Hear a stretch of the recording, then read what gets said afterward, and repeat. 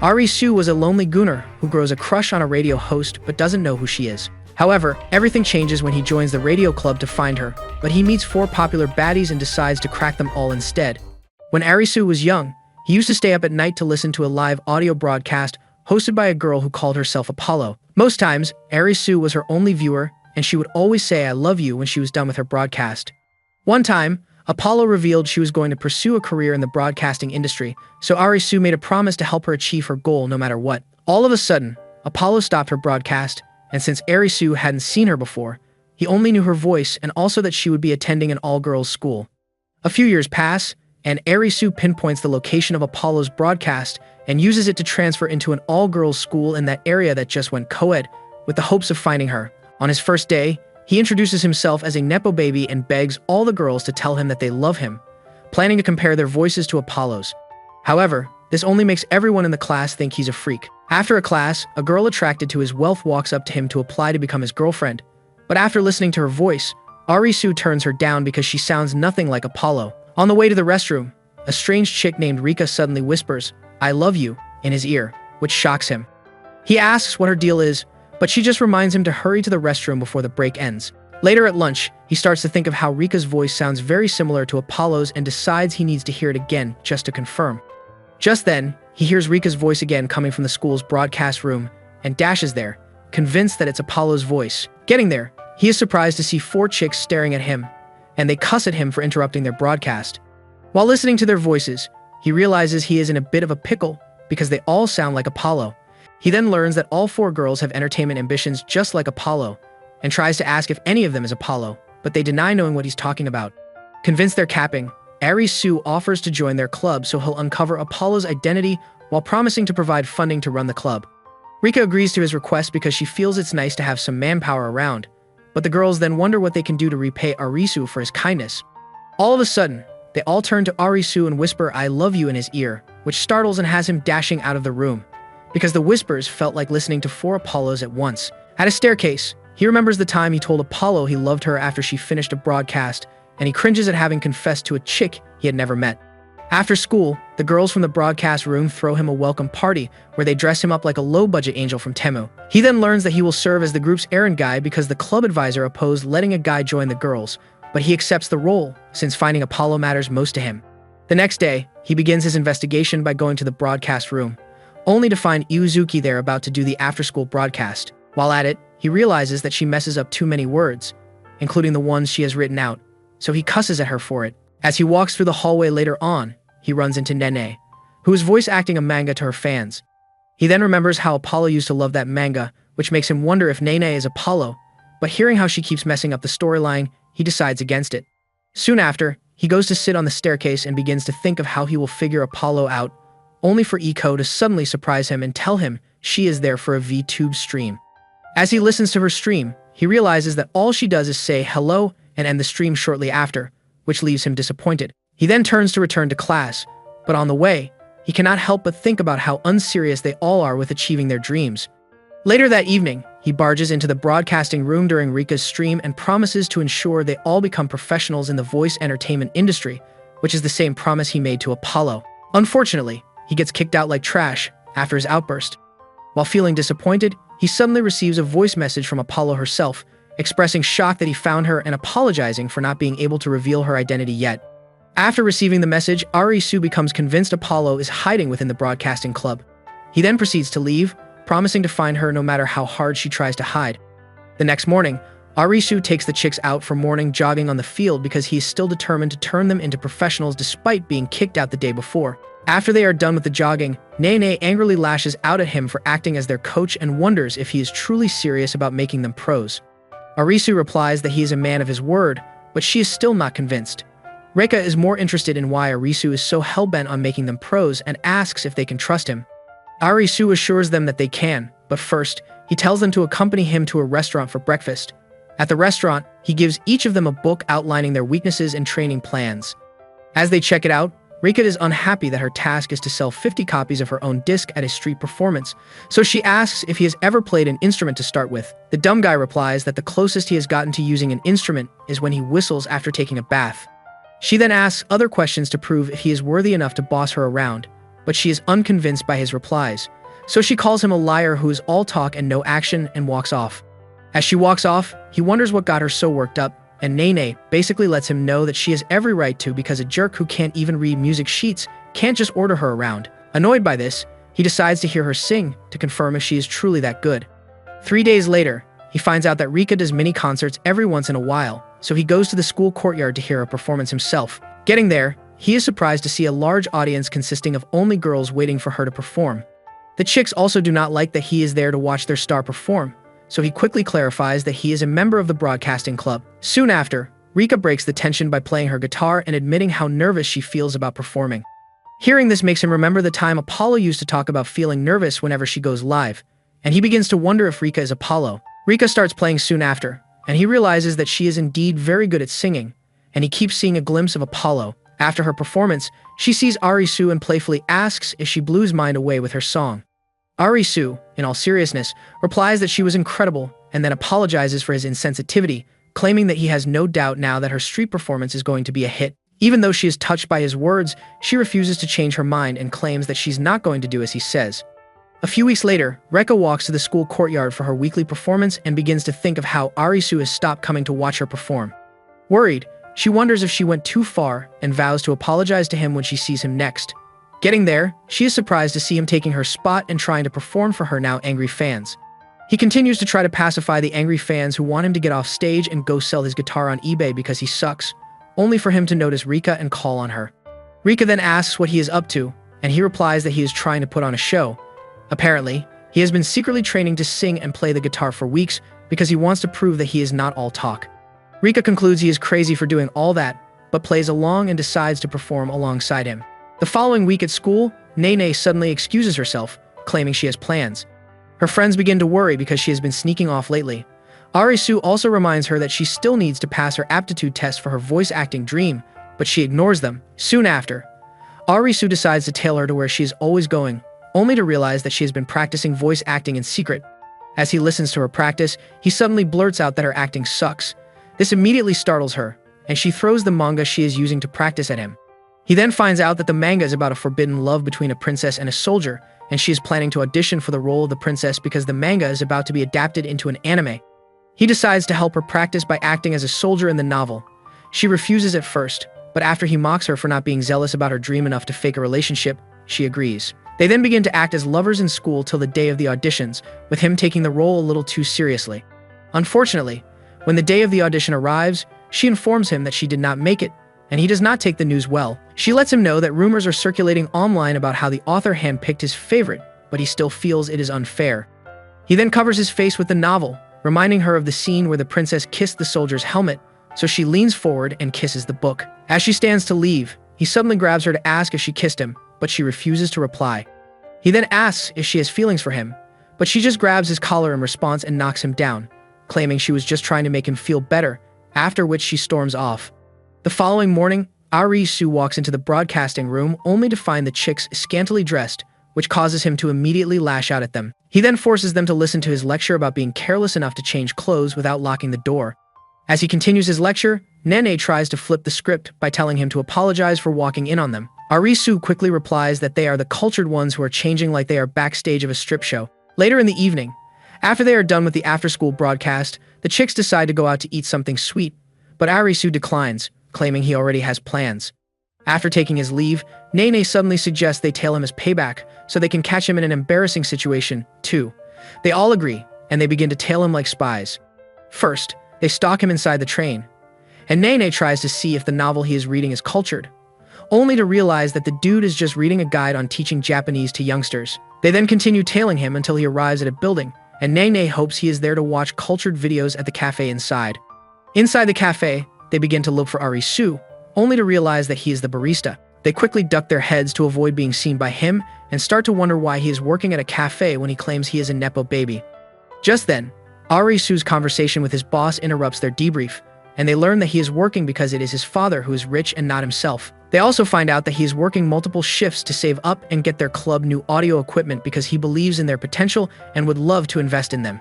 His boss then asks if he is in love with one of them, but he insists that he is speaking purely as a member of the broadcasting club. Just then, the girls call out to interrupt him and place their orders, Caught off guard, he barely has time to process what is happening before Nene starts taking pictures of him in his apron.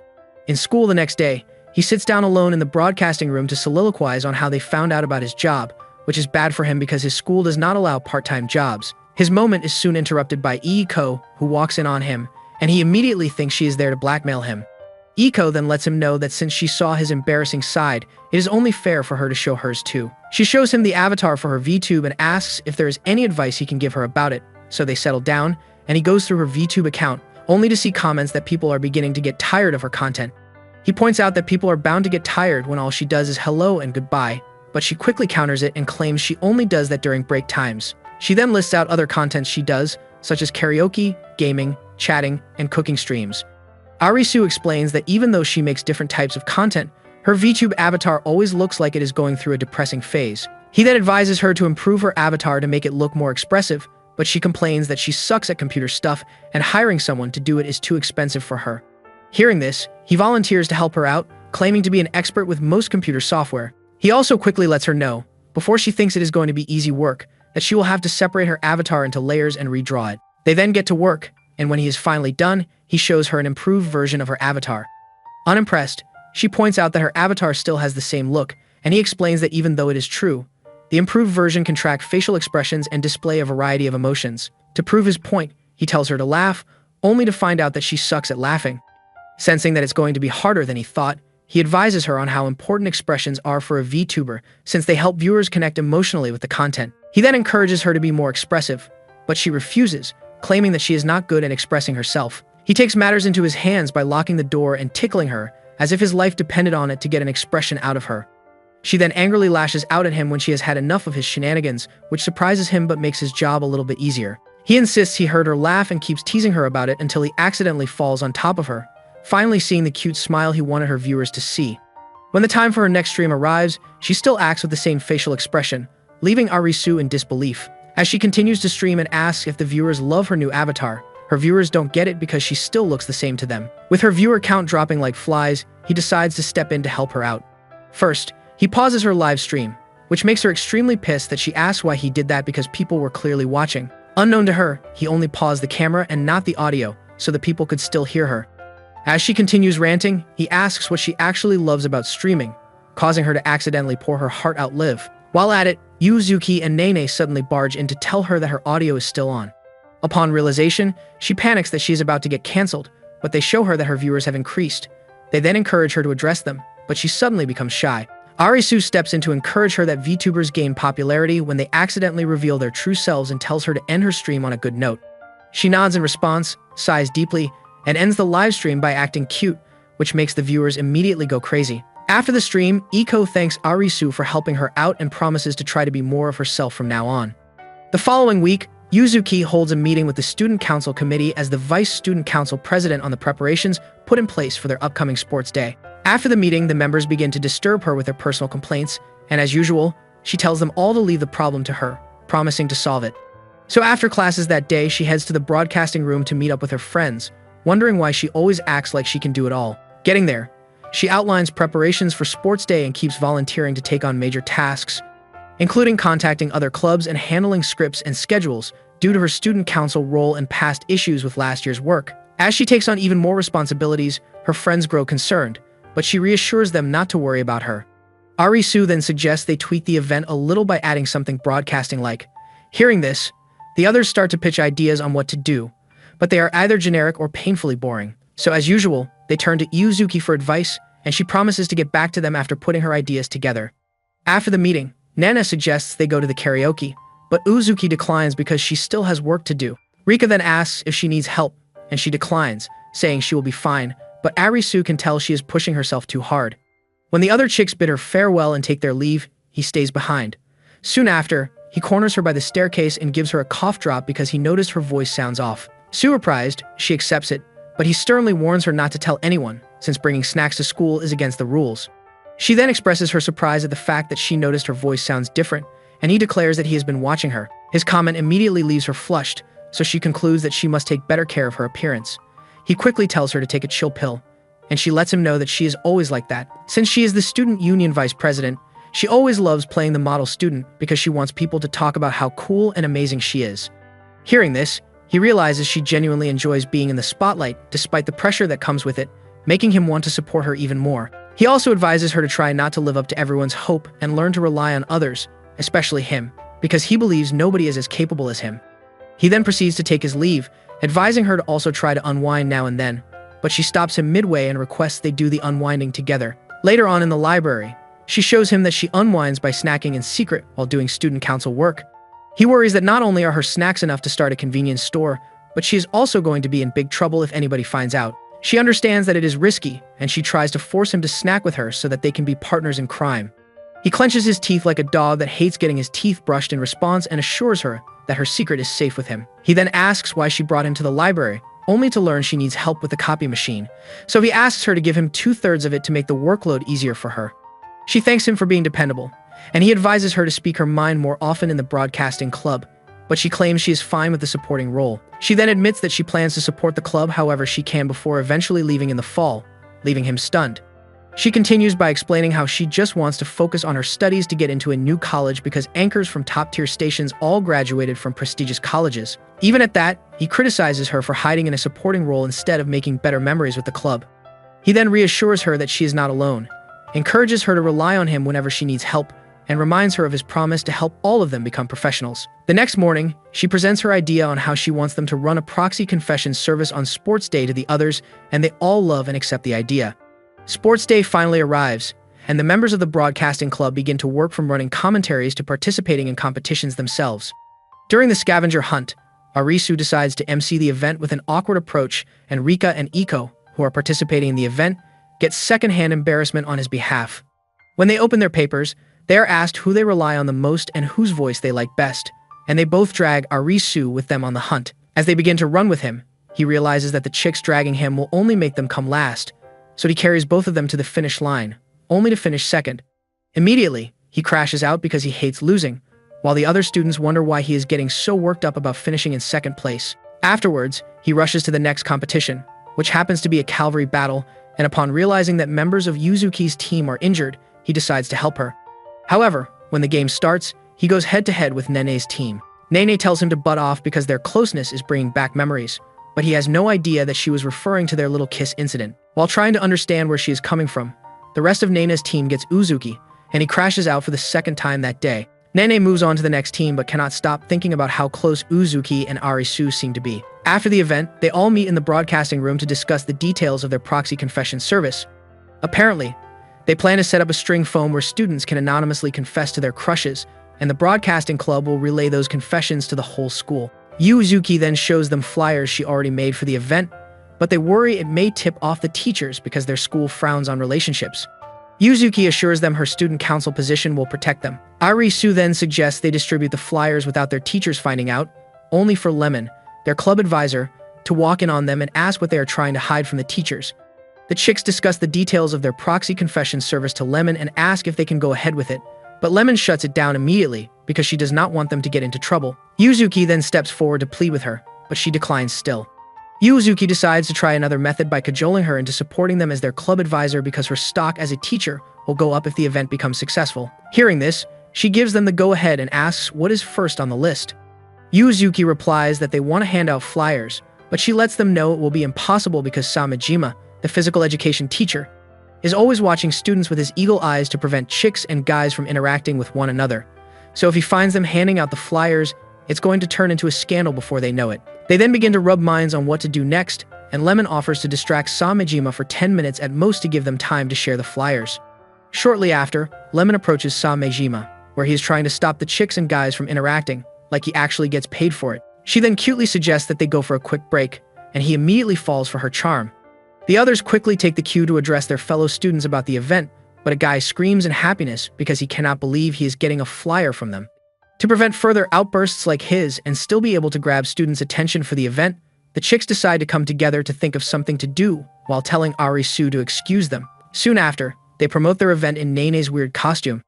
This makes the student go crazy as they move closer to hear them out, while Arisu watches the whole thing from afar and understands why they don't need their favorite errand guy. After that, the chicks return to the broadcasting room to go over the process of the event one last time. Turns out that Iko, Nene, and Uzuki will act as the confessor and wait in the next classroom, which is going to be dark, so nobody gets to see anybody inside for privacy purposes. They set up a string phone system to relay anonymous confessions through the broadcast room.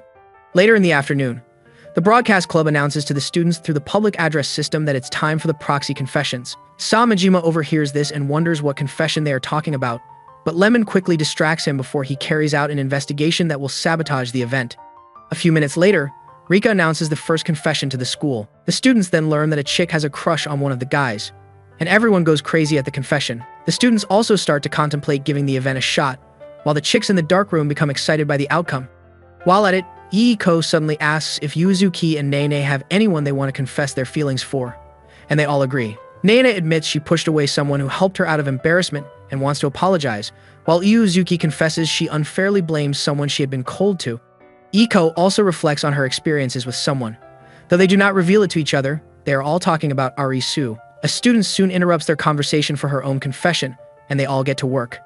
Just then, their public address system decides to crash, which leaves Rika very worried. She then starts to doubt herself since she brought the whole idea and is on the verge of crying when her friends suddenly barge in to ask what's up. Seeing them, she starts shedding proper tears and complaining about how the equipment chose to be toast just when everything was getting good. Nana then wonders where Arisu is now that they need him most, but Rika contemplates improvising and using her own voice for the confessions. Her friends quickly kick against the idea because she will have to be super loud and it will wreck her voice. While thinking of what to do next, Arisu suddenly interrupts them with Samejima's megaphone that he stole while he and Lemon tried to distract Samejima. He suggests that since they don't know how long the setup will take, they might as well pretend it is all part of the plan and improvise with the megaphone. Rika rushes to hug him, shocking the others as she thanks him for being the best. Grabbing the megaphone, she calls the students closer to the courtyard so they can hear her clearly, before continuing the confessions from where she left off, while her friends watch in relief as everything finally falls into place. Not long after, someone knocks on the door, and when Rika asks who they want to confess to, she is caught off guard to hear Arisu's name, though she quickly regains her composure and carries on with the other confessions. Her friends immediately protest because projecting her voice for so long will ruin it. A few minutes later, the confession session soon comes to a close, and she finally reveals the confession made to Arisu. As Arisu listens to it with the rest of the other students, he realizes that it is a message from Apollo, thinking he would be mad that she broke their promise. Instead, Apollo claims he made the same promise he made back then to her, so she will return the favor and tell him the same thing she said back then. He then hears Arisu, "I love you," leaving the other students listening stunned into silence. Arisu realizes that this is the first time Apollo will actually be addressing him by his name, so he rushes to meet Yuzuki to get to the bottom of the matter.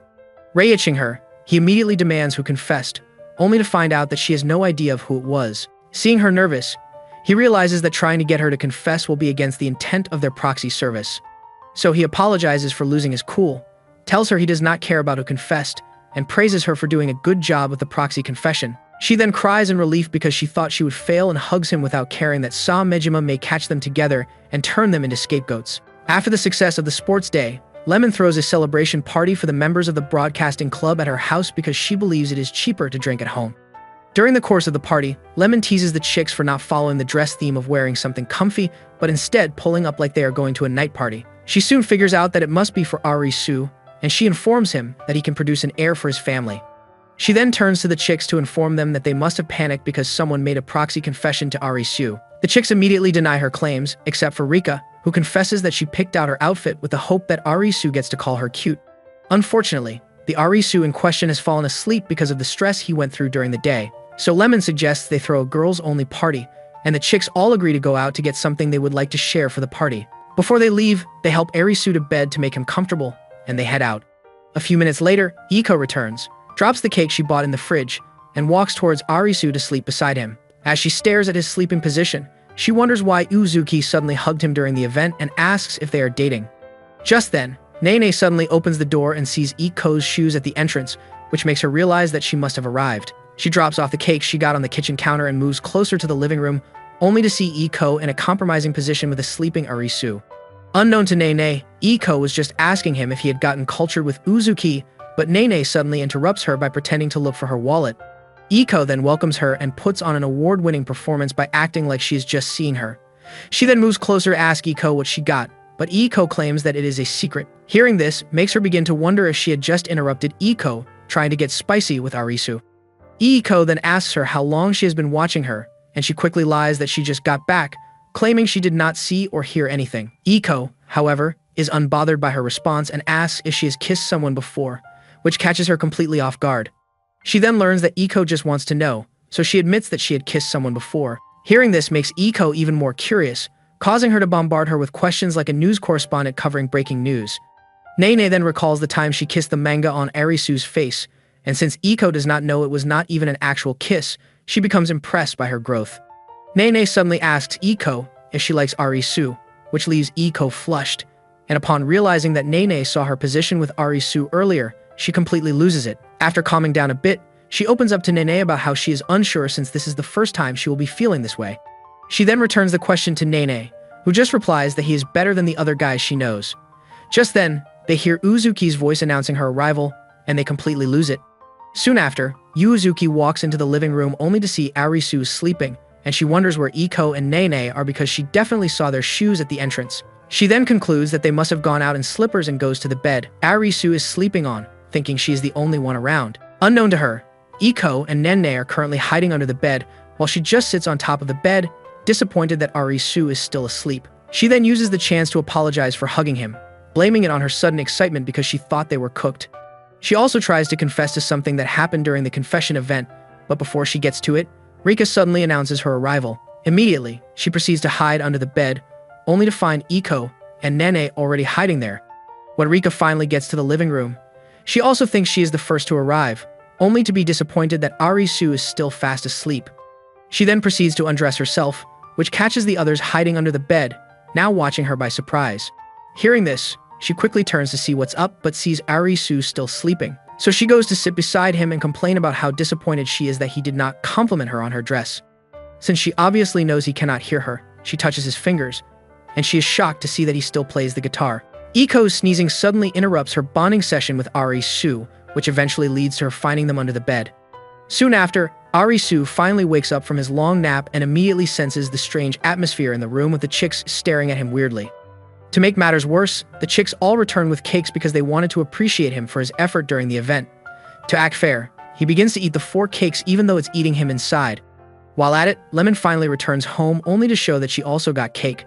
Later on, Arisu finally finishes the whole cake, but looks like she's been hospitalized for 9 months. Lemon then tries to push her own cake to him, but he knows it is going to send him to Hades, so he distracts her by suggesting they play a game instead.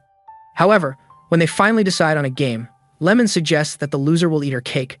They then begin to play the game, with Lemon excusing herself because she does not eat carbs late at night. As they focus on the game, Arisu remembers refusing Apollo's offer to reveal herself earlier because he still wants to find her on his own. He then opens up to Apollo about how getting close to the 4 chicks makes him want to get a voice-related job, only that he's going to be a producer of songs, anime, concerts, and broadcast programs. Nene soon interrupts his thoughts and lets him know it is his turn to play. He then looks at the game only to see that it has gotten complicated. By the time he finally plays, he loses to his surprise while the chicks celebrate their victory.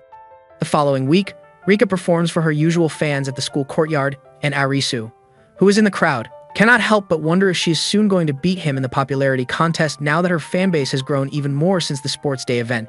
However, he is more concerned that she's not close to putting up a street performance yet because all she does is perform songs from popular artists instead of the ones she wrote herself.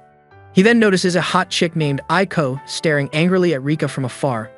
Rika also notices Aiko walking away, and she suddenly stops playing, which makes her fans begin to worry.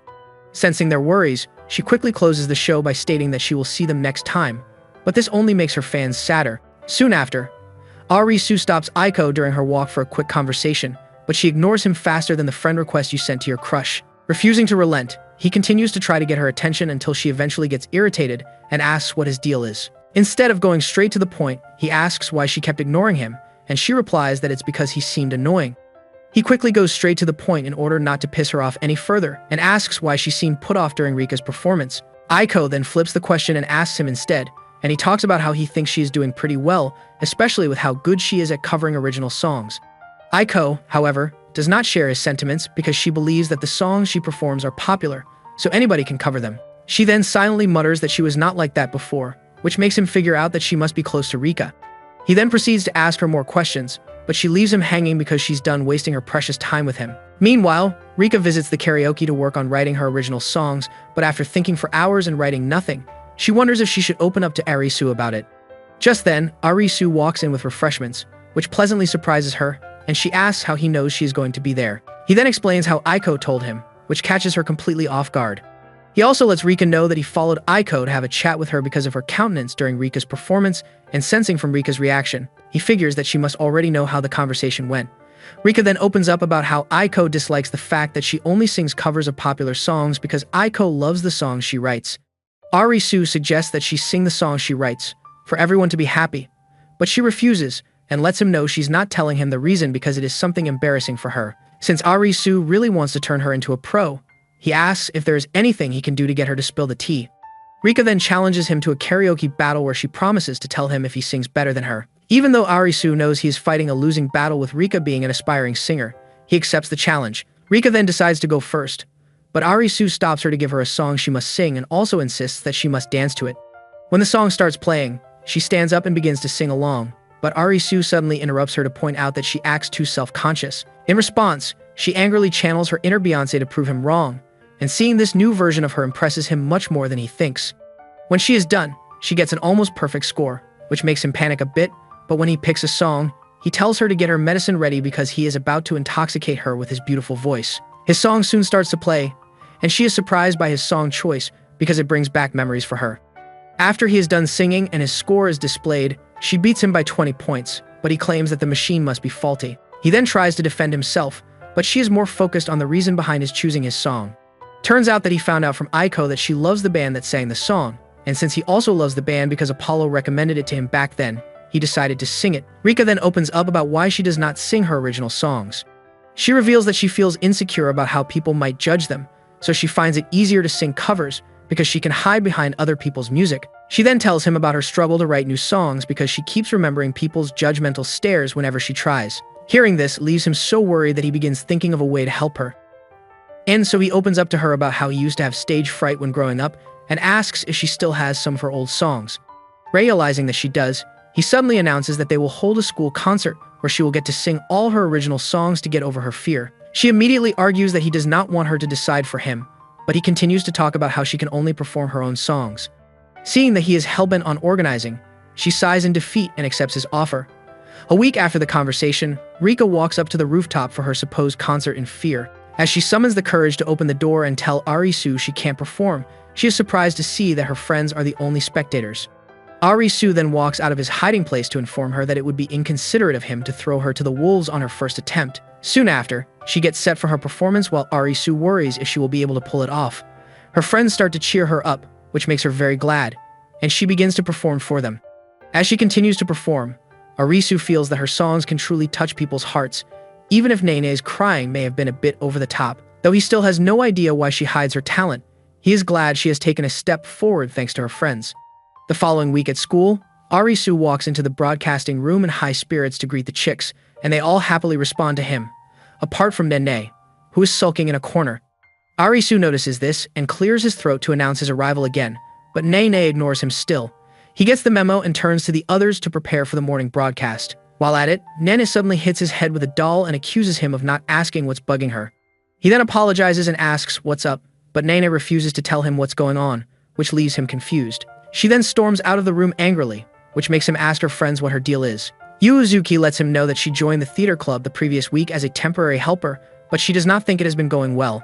Hearing this makes him worried because he thinks Nene could work with anyone. Yuzuki quickly lets him know that Nene actually shuts people she is not close to, and Iko also adds that she only likes people who like her. He sees sense in what they are saying, and when Iko pleads with him to do something about her behavior, he agrees because he believes he's the only one capable of helping out. Later in the day, Oizume, a dramatic theater student whose dream is to become an actress and marry a celebrity for money, acts her heart out in front of Nene during a theater practice, only for Nene to mess up her line, causing Oizume to angrily crash into the box behind her. She then angrily lashes out at Nene for not following the emotions in the script she gave Nene to read. Nene tries to explain that she does put her mind into the acting, but Oizume cannot even believe Nene is acting at all. Oizumi then takes her time to explain how emotions in acting are born from impulses rather than just conscious thought. Meanwhile, Arisu is eavesdropping and overhearing the entire conversation. As Oizumi continues guiding Nene through the scene and asks her to act it out again, Nene fumbles her line, prompting Oizumi to calmly tell her that the restroom is out the door to her right. Arisu finds it hard to believe that the hyperactive Nene can be so meek outside of her comfort zone. The next day, Nana grumpily sits in the broadcasting room, which makes her friends who are peeping through the door begin to worry about her. Thinking she's alone, Nina begins to cuss out Oizumi by calling her a wannabe Bruce Lee who is just saying random crap to boost her ego. While at it, Arisu suddenly walks in to interrupt her, crashing out and informs her that he saw what happened to her at the club the previous day. He then proceeds to shade her by asking if her hair ornaments are paying homage to stage Beatles. Hearing this immediately pisses her off, so she pushes him to the floor and starts to cuss at him. Arisu just laughs in response because that is the exact response he wanted from her. He then tries to explain how she can channel the energy into her acting, but she just hits him with a bag, thereby causing his nose to bleed. Later on, Arisu decides to coach her on her next script, which happens to be a role of her being cheated on by a guy she loves. While at it, he suggests she gets cheated on so that it will help her get into character. She understands that he wants to help her out, just like during her first audition, but she wonders who he's going to cheat on her with. Iko then suddenly makes her presence known and informs her that it will be her, but she does not agree with it because she feels it's unrealistic. Since she is proving to be difficult, Arisu asks if she's going to let Oizumi get away with trash-talking her. He then begins to mimic how Oizumi is going to shade her, and this makes her angry, so she instantly agrees to do it because she wants to make Oizumi pay for berating her. Satisfied with her energy, he suggests they go somewhere suitable to commence the special training, and Nene uses the chance to apologize for always being a pain to deal with. He, however, informs her that he does not mind at all because a chick who is a handful has her own charm too, and hearing this, leaves her flustered.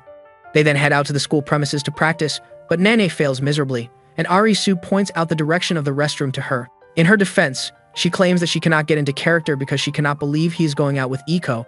They decide to call it a day, with Arisu and Iko excusing themselves, but Nene starts to wonder what she can do about her situation. She then continues to walk back to class, thinking of how it must feel to have someone's love taken from them, only for her to see Iko and Nene acting like newlyweds at the schoolyard. Immediately, she hides to hear what they are talking about and is completely stunned to find out that they are talking about how they want to continue hiding their relationship from the others. Unknown to her, Arisu and Iko are putting up an act to make her believe they are actually dating. She continues to stare at them, frozen like the Statue of Liberty, while Iko decides to use that moment to confirm if the feelings she has for Arisu are genuine. She then leans forward to tell him she wants to kiss him. Arisu thinks Iko is just trying to make their acting look more convincing, even though he doubts it's going to make Nene jealous because he believes Nene doesn't like him. Still, he complies but becomes worried when Iko keeps leaning closer and closer, like she is actually going to kiss him. Just before their lips touch, Nene suddenly separates them and cautions them for trying to get cultured on school premises, stating that she does not want them doing it outside school either. Yuzuki and Rika, who have been watching the whole thing, quickly step in to let Iko know it's all acting and inform her that they are also in on it. The next day, during rehearsals, Oizume acts her heart out once again. When it gets to Nene's turn, she channels the anger from the previous day when she saw Iko and Arisu, and she gives off an emotion that makes Oizumi applaud her for doing an excellent job, while Arisu, who is watching with the other cast members, sighs in relief. 3 days later, Iko ends her VTube stream and sighs in relief at how things are looking up lately, with her subscription count steadily growing into thousands. While at it, she suddenly overhears some guys from her class talking about how Momotase, the #1 VTuber in the whole of Japan, just crossed 3 million subscribers. She then tries to estimate when she would get to 3 million subscribers, only to realize that it's going to take a century. Worried, she wonders if she's going to be the black sheep of her group since her dream looks furthest amongst the 4 of them. The fact that she's also getting these thoughts worries her, and she begins to beat her head, hoping that her head automatically resets itself. Arisu and Nene, who are passing by, suddenly interrupt her to ask what's up with her, but she just runs off, calling Arisu a jerk in the process since he is the one who started the whole professional talk in the first place. Soon after, Iko begins to brainstorm ideas in the broadcasting room on what to do to gain popularity and be like Momotose. She decides to do some research on Momotose to figure out what she's lacking. As she scrolls through her site, she realizes that she is not just a jack of all trades, but she's actually a master of all. She almost wants to give up because Momotase is just too perfect, but decides against it at the last minute. The next morning, Arisu suddenly receives a notification that Iko is going live on VTube for a cooking stream, and he decides to check it out. Iko's avatar then greets the viewers and lets them know she will be baking a special 4-tier cake. As she starts listing her instruments, she realizes that she does not have a hand cam to actually show the viewers what she's doing, so she quickly ends the live stream in a panic. Arisu almost loses his mind at this because her comment section is confused as heck. For the days that follow, Iko does crazy stuff on her live stream with the hope of getting more popular. Then one day, Iiko's avatar suddenly debuts a new swimsuit that looks like it was stolen straight from a Victoria's Secret catalog. Iiko is very excited that her live stream is getting more views, and as she goes through the comment section, she sees someone requesting her to jump. Her avatar then begins to jump in a way that makes her melons bouncy, but the angle of her head goes all wonky. Unknown to the viewers, Arisu has seized her tablet because he cannot believe what she is doing.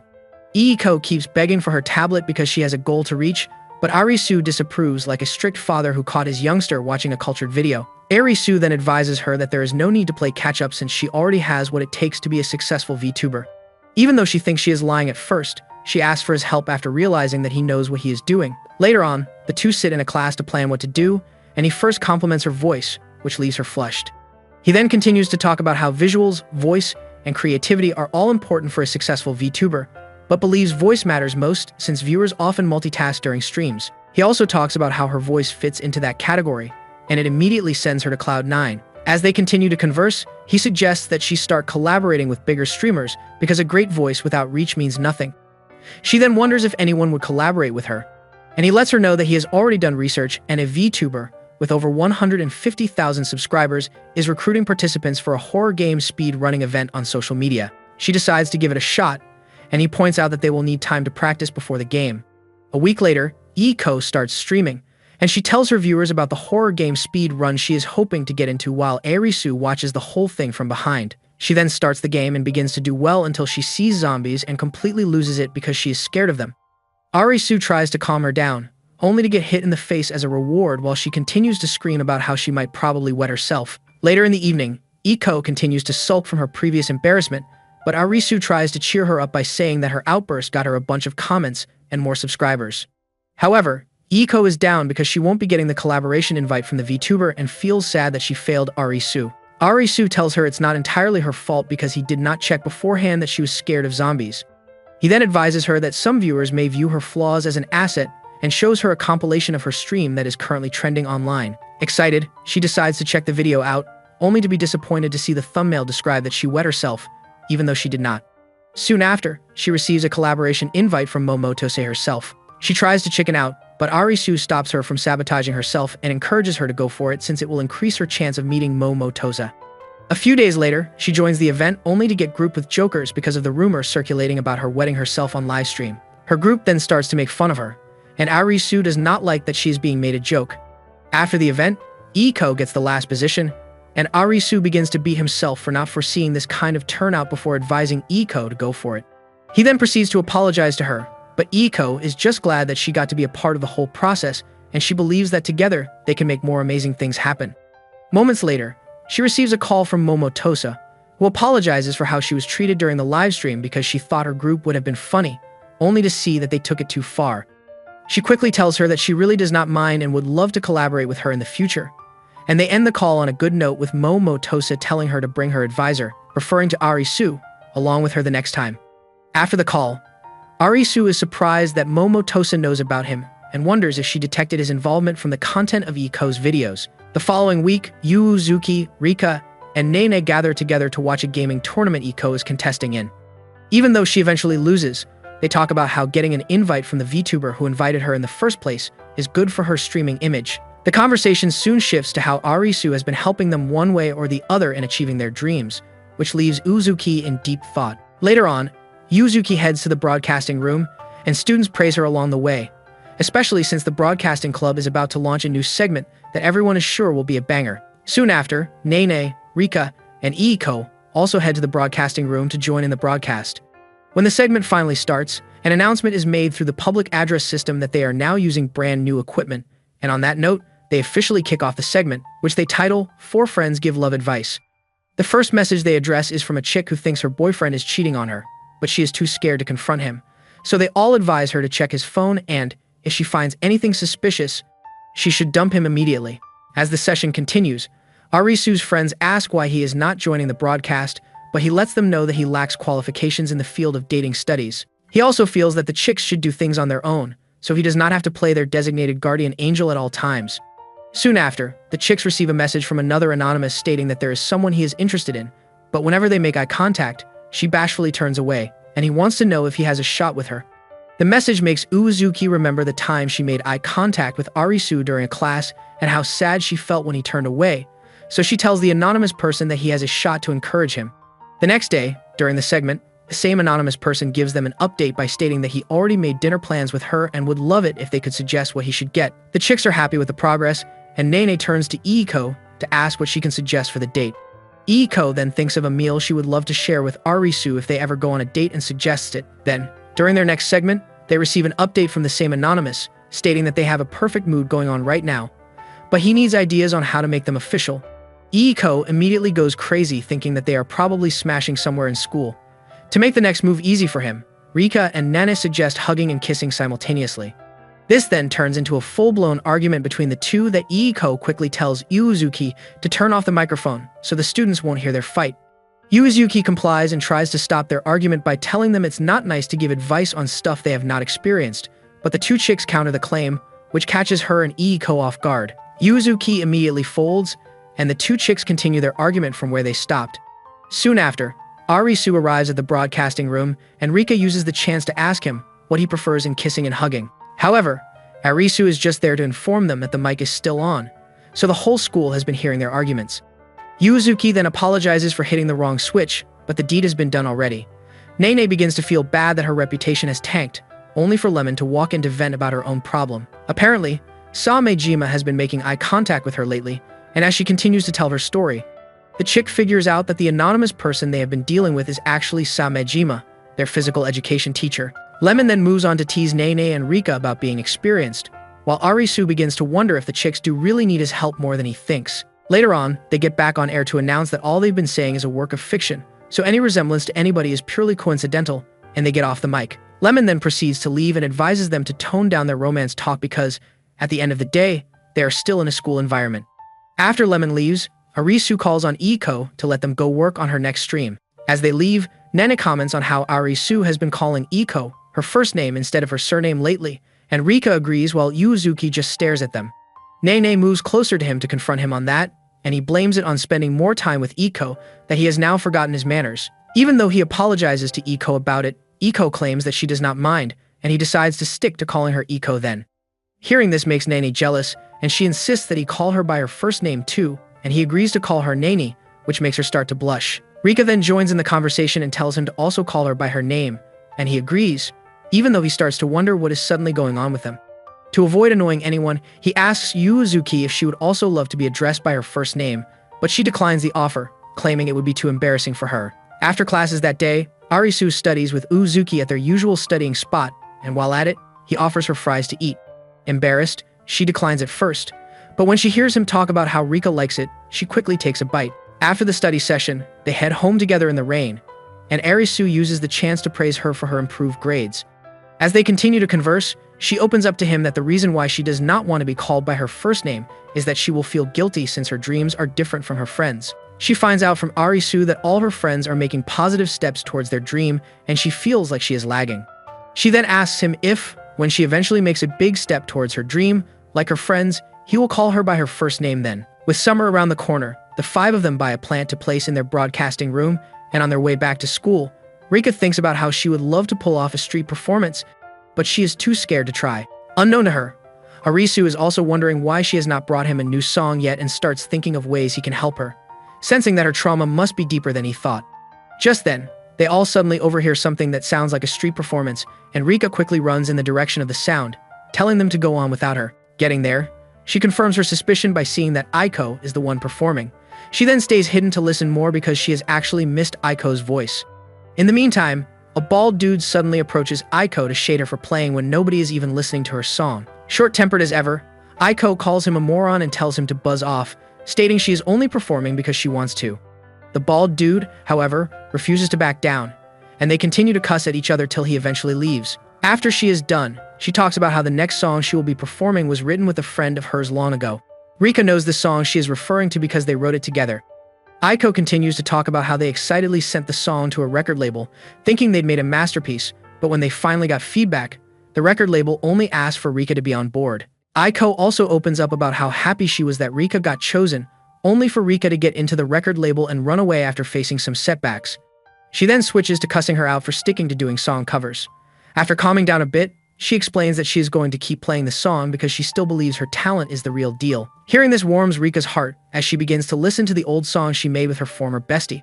The next day at school, Rika decides to host an impromptu street performance to sing her original songs in the courtyard. As she sings, Arisu, who is watching her from the broadcasting room, wonders what kind of song she is singing because this is the first time he will be hearing it. Meanwhile, her fans are divided on the new song, with many preferring her usual covers while others still enjoy it. Rika continues to sing her heart out, while her friends continue to watch her from the broadcasting room. After she is finally done singing, Arisu calls out to her to ask when she wrote the original song because it is really good, and praises her for growing up when he was not looking. Rika, however, ignores him at first since he hasn't given him attention lately and addresses her fans instead. She informs them that she originally wrote the song for her best friend and a throw-in, referring to Arisu. The next evening, Arisu suddenly announces that he has scheduled a date and time for Rika's street performance, but Naina just shuts him up before he uses his disturbance to disrupt Rika's inspiration, since she is currently working on writing a song. Rika then talks about how she is stuck on the 5th song to put on the disc she intends to sell at her performance. Arisu praises her for even making it this far in the first place, but she ignores him, which makes him mad that she threw his praise out the window. Rika soon shows them the draft of her disc cover, but this only makes Arisu ask if she has a beef against rabbits. She quickly corrects him that it's a peace sign, and the other chicks become excited because they cannot wait for the day to arrive. Rika then bursts their bubbles by letting them know that she does not want them to be at the performance because she wants to challenge herself and do it alone without their help. Hearing her explanation, the chicks totally understand and agree with her point of view. They then ask how she suddenly started making progress in writing new songs after experiencing writer's block for a while. She opens up about how she suddenly decided to stop trying to write to appeal to the larger audience, but instead focus on writing to the one person she would love to dedicate them to. Now that she can't think of a 5th song, she figures that she will just have to say whatever she needs to say to the person directly instead of using music. Hearing this, Arisu feels that, as her self-acclaimed producer, he should do something to help her feel at ease, so he moves closer to her to ask if there is anything she wants him to do for her. Later that night, she takes him to the beach for a chat, even though that is not what he had in mind. As they converse, he learns that she is dedicating her songs to someone she once distanced herself from out of awkwardness, but now wants to express their feelings to them. He figures it must probably be Aiko since the two stopped talking, so he asks what message she is trying to pass through her music, and she replies, "I love you." He feels like the message is too direct, so he asks for her lyrics instead. After going through them, he figures she is trying to be evasive on purpose so the person may not get the message. He then asks what he loves about them, and she begins to describe things that fit directly into what he used to talk to Apollo. He, however, does not think in that direction and just encourages her to use her talent to express herself properly. She then asks if he would be happy if someone used a song to express their feelings for him, and he replies that he would be happy. However, she concludes to stick to 4 playlists, promising to release the 5th song when she's an established artist. The next day, they arrive at the park where she will be performing with Arisu, claiming that the park is very famous for its street performances. When she eventually sets up and starts her performance, she suddenly remembers the times people shamed her when performing and stops her performance midway. Just then, she notices her friends dressed in disguise, and it suddenly boosts her morale to sing for the people who actually care for her and not the larger audience. So on that note, she begins to perform her next song. Soon after, people all over the park gather to listen to Rika's song, and it makes her sing excitedly, while Arisu watches her proudly as if he is watching his investments blossom in real time. Rika finishes the song soon after, and the crowd applauds her. After the applause dies down, a youngster moves forward to buy her disc, and just like that, other people move closer to buy too. She then proceeds to play her next song in high spirits, only to be interrupted by a rock sound coming from another direction in the park. Turns out another band known as Celestial, which is famous for performing at the park, decided to do a surprise show to appreciate their fans as part of their celebration for their 1st anniversary. Arisu cannot believe his eyes, and to make matters worse, the crowd watching Rika's performance all rushed to Celestial's side, which makes Rika officially conclude that the universe is working against her. The Celestial band, with their nonchalant lead vocalist, starts to perform, and Arisu cannot believe his ears are hearing this insanely good vocalist. As the vocalist continues to sing to the crowd's pleasure, Reka sighs and begins to perform her next song alone, with Arisu being her only listener. Hearing her sing makes Arisu realize she is getting better with every round, but because Celestial just had to show up at that time, the others won't be able to hear her sweet voice. Rika continues to sing as she reminisces on the times she used to be close with Aiko and how Aiko would always hype her singing voice. When they wrote a song together and sent it to a label, the label only wanted to work with her. Aiko supported her even though Rika thought it was unfair, and now that she thinks about it, she feels bad for letting her down after quitting the label because of a setback. Though she has finally found the courage to sing her own songs, it still stings that nobody is watching her. As she continues to reminisce, Arisu suddenly interrupts her thoughts and informs her to always look in his eyes whenever she is having a hard time and can't keep her head up. Hearing this makes Rika laugh and inform him that she would rather die of cringe than do that. Arisu is not happy to hear this and starts to ask if she wants all the effort she has been putting into the big day to go to waste. He then notices that Rika's attention is behind him, so he turns to check it out, only to find Aiko standing there with one of the flyers he handed out at the train station before the start of Rika's performance. Even though Arisu intentionally handed it to her, she did not expect her to show up when Rika was at her lowest. Aiko moves closer to Rika, and Rika uses the opportunity to apologize for letting her down. Aiko just tells her to sing since that is the main reason why she is there, and she complies. She then begins to perform a song she specifically dedicated to her, which happens to be one that reflects the time they spent together when they were still close. After she is done with the song and asks for her opinion, Aiko replies that it is not good enough and asks for the encore. Rika then tries to explain that she only wrote 4 new songs, so an encore is missing. So she moves closer to grab the microphone and screams at the top of her lungs to anyone who wishes to hear, to announce that Rika is about to perform a song. The Celestial immediately thinks Aiko is calling for a battle, and Aiko encourages them to bring it on. Rika quickly calls on Arisu to stop Aiko, but Arisu ignores her and joins Aiko in provoking the Celestial to a battle because he wants Rika's time at the park to be a memorable one.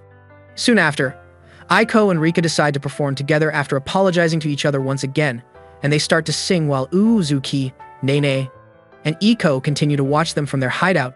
After the performance, the other 3 chicks host Arisu and Rika at a restaurant to celebrate the success of Rika's performance. They then praise Rika for selling 20 copies of her disc. Though she feels quite bad that she did not cross the 50 copies landmark, she is glad she got to sell any at all. She also lets them know that Aiko refused to join their little celebration party because she is shy, but the others are just glad that she got to settle her differences with Aiko. After they are done at the restaurant, Rika suddenly remembers that she forgot her wallet at the park, and she proceeds to rush there. The others then push Arisu to accompany her so she won't be alone and bid them farewell. On the way back to the park in a train, Rika notices that Arisu is more focused on finding the wallet than her own well-being, but she does not let it bother her and just talks about her earlier performance. Rika encourages her that it was a good show, and she did well seeing it through. As they continue to converse, she informs him that even though singing to the people she wants to reach without the mass appeal is fun, it still stings that the crowd left her in the middle of her performance. Arisu quickly lets her know it is not her fault, and it was because those Celestials chose to show up at the time she was performing. Unknown to her, the news of her performance has reached her former record label, and her former manager is thinking of reaching out to her. Later on, Rika starts to cry because she feels she is not good enough. Arisu then joins her to shed tears and apologizes for not doing proper research on the Celestial band, which surprises her, so she starts to pet him to calm down.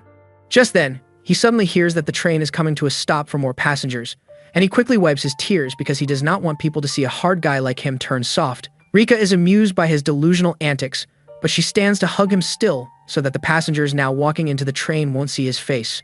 If you watched this anime recap and made it to the end, write pink plot in the comments and let me know other animes like this you want recapped.